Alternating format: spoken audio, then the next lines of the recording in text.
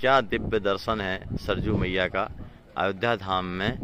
और ये सदगुरु सदन बड़ा प्राचीन मंदिर है। पापमोचन घाट में वर्तमान महंत सिया किशोरी शरण जी महाराज हैं। यहाँ नित्य सरजू मैया की आरती होती है। और देख रहे हैं हम एकदम घाट पर जो है सदगुरु सदन बना हुआ है।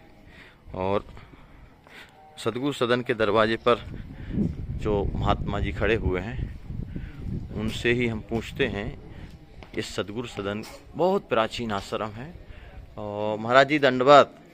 दंडवत महाराज जी। महाराज जी आप यहाँ रहते हैं? जी सर। आपका शुभ नाम क्या है? हमारा अम्बरीश नाम है। क्या करते हैं यहाँ? ठाकुर की सेवा करते हैं। पुजारी जी हैं जी। वाह, जय हो पुजारी जी महाराज की जय हो। महाराज जी आप यहीं रहते होंगे? जी महाराज जी। तो आपका शुभ परिचय हम जानना चाहें। जी महाराज जी, छोटा सा नाम बाल मुकुंद शरण। अच्छा अच्छा, क्या करते हैं महाराज जी यहाँ? श्री सदगुरु सदन का गुरु जी की आज्ञा से व्यवस्थापक रूप में। व्यवस्थापक रूप में, बहुत सुंदर। धन्य भाग है हम लोगों के जो दर्शन हो रहे हैं आपके। और खूब बढ़िया व्यवस्था करिए। बहुत प्राचीन आश्रम है। वर्तमान में हम 2022 में यह दृश्य देख रहे हैं। धाम का परम पावन अयोध्या धाम का बहुत प्राचीन आश्रम एकदम सरयू किनारे पर बसा हुआ एक 18वीं सदी के महापुरुष जिनका नाम था परम पूज्य श्री राम बल्लभा शरण जी महाराज। श्री सदगुरु सदन की स्थापना कराई उन्होंने। 18वीं सदी के ऐसे महापुरुष थे, विलक्षण महापुरुष थे। उनकी छवि का हम दर्शन कर रहे हैं। और श्री पुजारी जी महाराज आप उनके सामने जो महापुरुष के दर्शन हम कर रहे हैं, इनका शुभ नाम क्या था?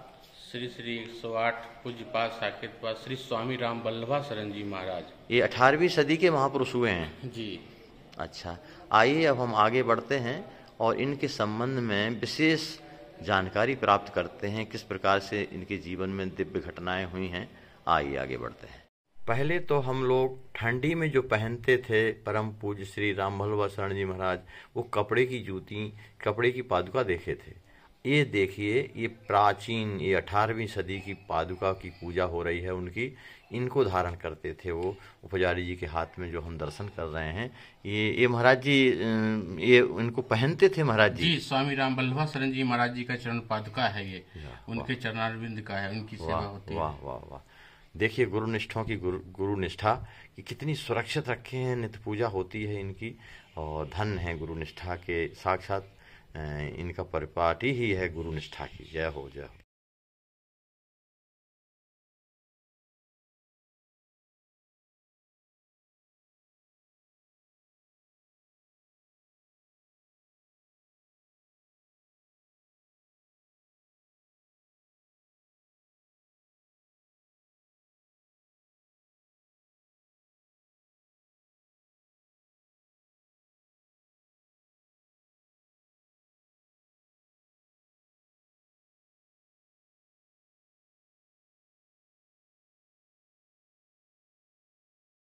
धाम का परम पावन अयोध्या धाम का बहुत प्राचीन आश्रम एकदम सरयू किनारे पर बसा हुआ एक 18वीं सदी के महापुरुष जिनका नाम था परम पूज्य श्री राम बल्लभा शरण जी महाराज।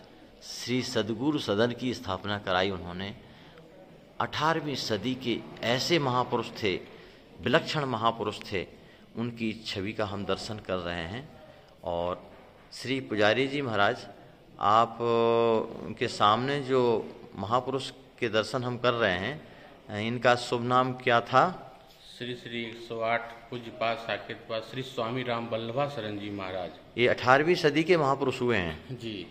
अच्छा, आइए अब हम आगे बढ़ते हैं और इनके संबंध में विशेष जानकारी प्राप्त करते हैं। किस प्रकार से इनके जीवन में दिव्य घटनाएं हुई हैं। आइए आगे बढ़ते हैं। ये मंदिर है 18वीं सदी का। ये और पहले महाराज और भी प्राचीन है ये।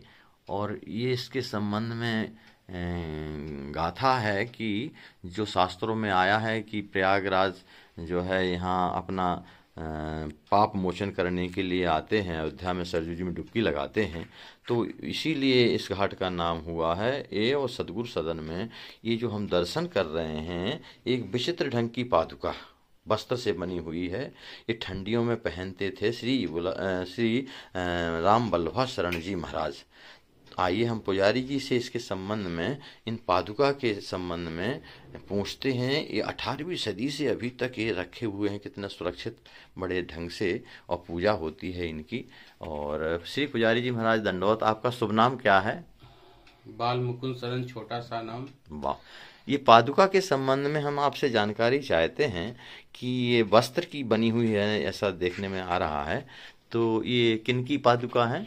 ये स्वामी राम बल्लभा शरण जी महाराज जी का है, जो ठंडियों में उनको पैरों में जैसे लगा, जगमोहन बहुत से बड़े हैं, तो संत लोग ऐसा दिव्य बनाते थे एकदम सूती कपड़े से और मखमल के कपड़े से, जैसे उनको पैरों में इतनी आरामदेह लगे और पूरे जगमोहन में ठंडी का असर ना हो, क्योंकि हर जगह चांदी, मार्बल और इस तरह के लगे हैं, तो महाराज जी को चरणों में ठंडी ना लगे। इतने भाव गुरु भक्ति में रहते थे सब संत समाज, शिष्य लोग, तो उनके एकदम चरणों के सेवा में हमेशा तत्पर रहते हैं। तो महाराज जी ये करीब 150 साल से ऊपर हो गया है, इस इतनी लंबी अवधि में आप इनको सुरक्षित इस तरह से रखे हुए? क्योंकि हमारा सदगुरु सदन गुरु परंपरा का है। इस पे स्वामी राम बल्लभा शरण जी बनवाए, भगवान भी नीचे हैं, सदगुरुदेव भगवान को ऊपर रखा गया है।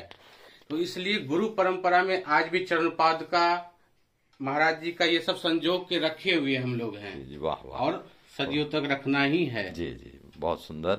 ये दुर्लभ चीज के दर्शन कराए आपको, आपकी जय हो जय हो जय हो। बहुत धन्यवाद है। आज आपको इसलिए कष्ट देने के लिए दास आया है कि आपके जो आचार्य हो गए हैं सदगुरु सदन के, श्री परम पूज्य श्री राम बल्लभा शरण जी महाराज, उनके संबंध में हम विश्व के लोगों को जो अनभिज्ञ हैं उनके चरित्र से, ऐसे दिव्य महापुरुष हुए हैं, तो कृपा करके उनके संबंध में कुछ बताने की। सदगुरु सदन के निर्माता श्री महाराज जी बाराबंकी में, इनका त्रिलोकपुर में जन्म हुआ था। वहाँ से जब श्री अयोध्या आए तो श्री 108 प्रातः स्मरणीय परम पूजनीय श्री पंडित जानकी वर शरण जी से दीक्षा ग्रहण किए। घर का नाम इनका बलदेव था, लेकिन दीक्षित होने पर महाराज जी इनका नाम श्री राम बल्लभा शरण जी रखे। तब से गुरु आज्ञा का पालन करते, सदा पालन करते रहे। उस समय जिस समय थे, उस समय इनको अयोध्या के सब संत लोग सदगुरु सेवी का उपाधि इनको दे दिए थे। वाह, जय हो। और सदा सदगुरु के आज्ञा से ही निर्माण करते रहे। किला पर रहते थे श्री पंडित जानकी वर शरण जी के महाराज के साथ लक्ष्मण किला पर, लेकिन कुछ कारणवश फिर इनको सदगुरु सदन का निर्माण करने था। अपने श्री गुरु महाराज जी का चरण धूलि त्रिकालदर्शी थे, रोज झाड़ू बाड़ू लगाते थे गुरु जी के कमरा में, और उस धूलि को घड़ा में रखते जाते थे महाराज जी। वाह। और उसी के चरण धूलि से सदगुरु सदन का निर्माण हुआ। इतने गुरु भक्त थे कि सदा गुरु जी के सामने एक खड़े रहते थे, हाजिर। हाँ, आदेश पालन करने के लिए। एक बार श्री गुरु महाराज जी कहे कि दही लाओ, जरा ठंड है पी लाओ। महाराज जी अयोध्या में घूमे, दही कहीं नहीं मिली, और कहे कि इतना बजे तक तुम दही हमको पिलाओ, नहीं तो फिर हम दही नहीं पिएंगे। महाराज जी फैजाबाद चले गए, फैजाबाद से दही लाए। 3 के जगह पर 4:30-5 बज रहा था। कहीं इनका नाम लेकर के तुम 5 बजे लाए, 3 बजे हम दही पीने गए थे। तब महाराज जी कहे, महाराज जी ये घड़ी में तो जो बजा है, लेकिन स्नेह रूपी घड़ी में आपका भी वही लाया है। फिर महाराज जी ठंडाए पान किए। सतगुरु सेवी का उपाधि मिला, और सदा अहरनिश झूला का स्वरूप का झांकी यहीं से प्रारंभ हुआ अयोध्या में। और बड़े बड़े संत लोगों से महाराज जी का तो संपर्क था ही, और संत सेवा और साधु सेवा के लिए इनका आदेश है कि दरवाज़ा पर कोई भी जीव आ जाए वो भूखा नहीं लौटे, आवास तक के हम तो उतना नहीं निभा रहे हैं, लेकिन 16 आना नहीं लेकिन 1 आना निभा रहे हैं, उनकी आज्ञा का पालन कर रहे हैं। हम संत लोगों से प्रार्थना करते हैं कि हमको आशीर्वाद दें कि मनसा सत सत स्मरणीयम, वाचा सत सत वदनीयम, गुरु आज्ञा पालन करते रहें। और हम क्या विशेष कहें इनके विषय में, अकथनीय है इनका चरित्र। और भी कुछ याद आ जाए उनके जीवन में, और क्या गुरु निष्ठा के साथ साथ में और उनके जीवन में क्या बीता, मुसीबत आई, कुछ अच्छाइयाँ आई, कुछ भगवान ने कुछ महाराज जी बताए कि देखो अपने शिष्य परंपरा को कि संत सेवा प्रमुख समझ करके संत सेवा करने रहना। अतिथि देवो हो, अतिथि भी जो आवे तो उसका सेवा करते रहना। जनता रूपी जनार्दन का सेवा भगवान का सेवा है, इस सेवा को सदा सर्वदा निभाते रहना। जितना बने संत के नीचे बराबर उनके चरण में झुके रहना, उनसे आशीर्वाद लेते रहना। वाह, जैसा कि स्वामी रामानंदाचार्य जी का था, राम भजन और साधु सेवा। हाँ, वाह। हमारे वो सनातन गोस्वामी जी चैतन्य महाप्रभु से पूछे कि आप अपने जीवन में क्या सार किया, तो बताए कि नामेर रुचिर जीवे दया वैष्णव सेवन, यहाँ छाड़ियामी कछु जाने न सनातन। इसी व्रत को महाराज जी पालन करते रहे और हम लोग को भी बताते रहे कि इसी नियम को पालन करते रहना। जो भागशाली लोग हैं वो गुरु का आज्ञा मानेंगे। हमारे श्री झुनझुनिया हुआ कहते थे कि चेला चेला कुचेला, 3 तरह के चेला होता है, सतोगुणी रजोगुणी तमोगुणी। चेला जो होते हैं वो गुरु आज्ञा गिरीश एकदम खड़े रहते हैं कि गुरु जी अब स्नान करेंगे, वस्त्र रखें, लंगोटी रखें, प्रभाती रखें। एक बार महाराज जी का कथन है कि प्रभाती महाराज जी को नहीं पर घटा हुआ था अपने श्री पंडित जानकीवर शरण जी महाराज को, तो प्रभाती लाने के महाराज जी वहाँ गए, मणि पर्वत के नज़दीक से लाए प्रभाती। अब प्रभाती खिड़की से भीग दिए, तब उनको गुरु जी कहे कि तू प्रभाती कैसे दिए? वो कहे कि महाराज जी गुरु आज्ञा सर्वोपरि है और उसका पालन करना चाहिए। आपके प्रभातिया घट गया था, इसीलिए हम प्रभाती मणि पर्वत से ला करके आपके सेवा में उपस्थित किए। इतने गुरुनिष्ठ थे महाराज जी। महाराज जी की कोई रचना भी है क्या? एक दो कोई दोहा याद हो या पद हो, कुछ 1-2 लाइन हम लोगों को सुनाने की अगर कृपा करें।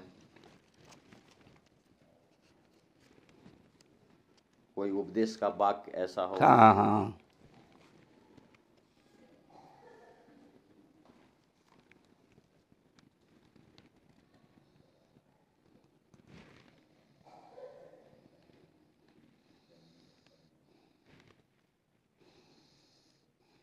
इस पूरी पुस्तक को ही महाराज जी और रचना किए हैं, सबको उपलब्ध करने के लिए और प्रयास किया जा रहा है कि भविष्य में आप सब लोगों को आचार्य चरणों की जो पुस्तक है, उपदेश जिन्होंने किया है, वो सारा ग्रंथ जो है नेट पर उपलब्ध कराया जाएगा इसी चैनल पर, और सदगुरु सदन का जो चैनल है उसमें भी उपलब्ध कराया जाएगा। तो आप ज़्यादा परेशान ना हो अगर ना मिल रहा हो तो। नैन हमारे लालची न मानत सीख, जहाँ जा देखत रूप घना, तहता मांगत भीख। इसका क्या अर्थ हुआ महाराज जी? नैन हमारे लालची, हाँ, नेक न मानत सीख, हाँ, जहाँ तहाँ देखत रूप धन, तहाँ तहाँ मांगत भीख। जहाँ हाँ, जहाँ भगवान का देन देखते रहे करते हैं, अच्छी झांकी का दर्शन करते हैं, वहाँ भीख मांगते हैं, यही दर्शन होता है। बहुत सुंदर। इस पूरे ग्रंथ को आप परेशान न होइए सरकार, अब पूरे ग्रंथ को जो है उपलब्ध महाराज जी का बनाया हुआ पद है। हाँ बताएं।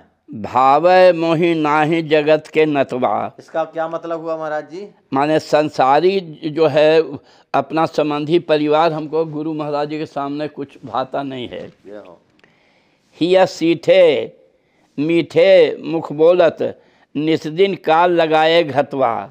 जय हो। निज सुख के प्रीतम मग के ठग, अंत समय पूछे नहीं बतवा।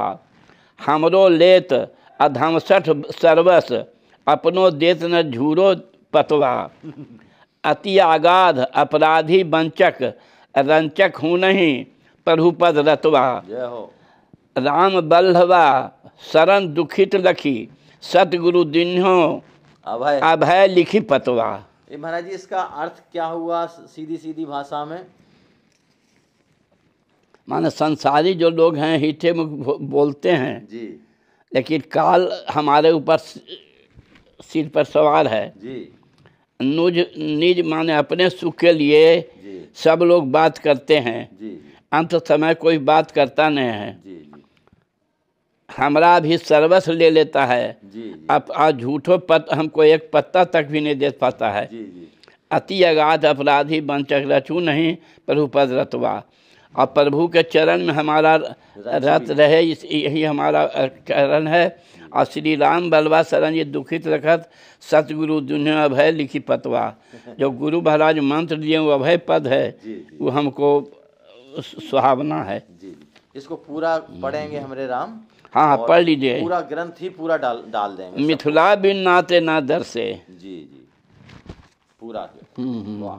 मिथिला बिन नाते नहीं दर से, बिना मिथिला के कहना है कि मिथिला के अलावा मुझे कोई दूसरा रिश्ता नाता ही नहीं अच्छा लगता। आश्रियाग्र स्वामी कहे हैं ना जी जी कि पढ़े पढ़ावे कहे सुनावे, लेकिन मिथिला भी पोथी ला दे खर से, मिथिला भी नाते ना दर से।